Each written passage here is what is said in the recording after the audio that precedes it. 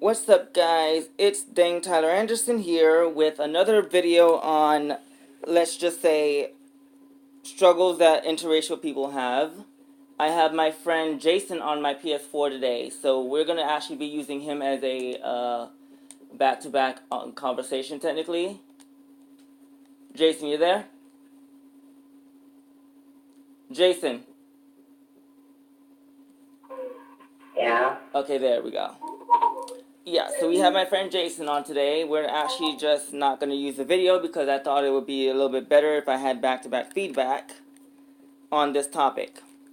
Now, me as an actual interracial person have actually struggled through a lot of this. Like, a lot of people have called me, oh, you're black, oh, you're this, oh, you're that, but technically I'm actually mixed with white. I'm not just black.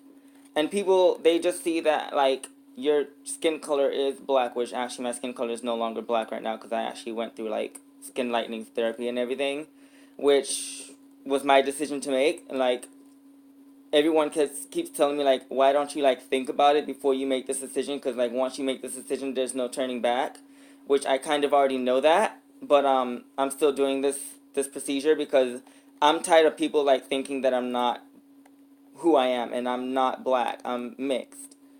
Jason. Mm-hmm. So, like, he understands where I'm going with this, and, like, he's actually not interracial, he's straight up, like, I don't know what he is, but he's not interracial. White. Yeah, there you go. He's Caucasian. So, he's a different story. He doesn't really, like, have this kind of struggle, technically.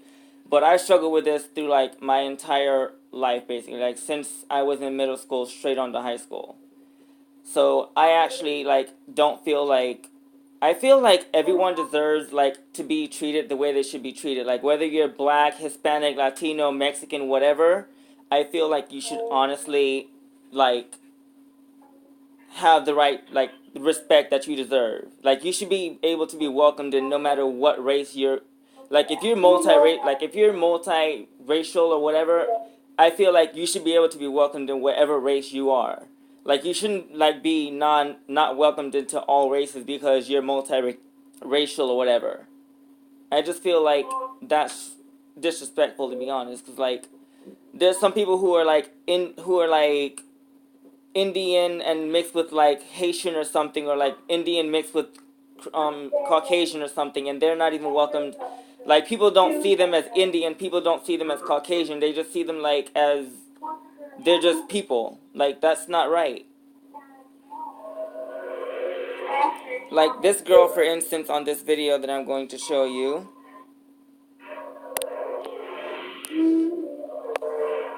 this girl has, these people on this video have legitimately struggled through the same thing, and they exactly explain exactly what they've been through. Just watch this video. I think I'm what Hollywood would call ethnically ambiguous.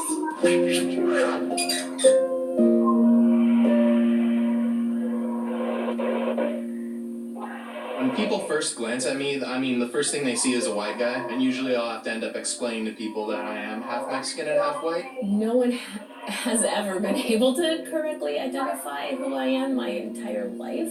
I've gotten Cuban, Puerto Rican, Dominican, half black, half white. People think I'm Asian. Egyptian, Polynesian, Asian. Fully white or fully Asian. Almost everyone misreads me in some way. It's very hard to guess Danish and Indian from a first glance. I've honestly heard everything. Sometimes I wish I could walk in and just, like, be recognized as, like, a Mexican American. Sometimes people will come up to me on the street and, like, start speaking Spanish frantically, and I can't respond because I don't speak Spanish. I find that depending on where I am, people read me differently. They tend to think that I'm whatever they are. People of a Hispanic background think I'm Hispanic.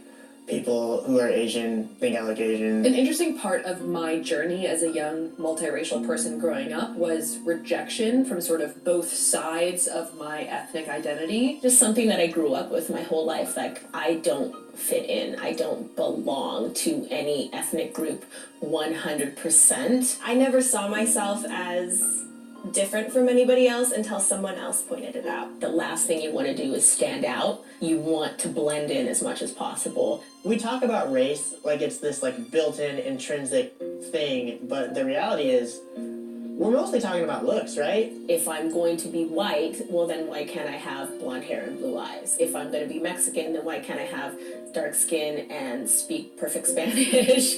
People think I'm Asian, why can't I have, be really tiny and skinny and like fit into all these stereotypes? But I'm not a stereotype. I'm just like me. And for mixed people who sort of live in between the lines, we sort of just have to kind of be more than our racial background. You don't need to fit a mold that other people think you should fit. It's difficult learning that you don't have to decide what race you are. There's no textbook on how to be multiracial and be okay with it.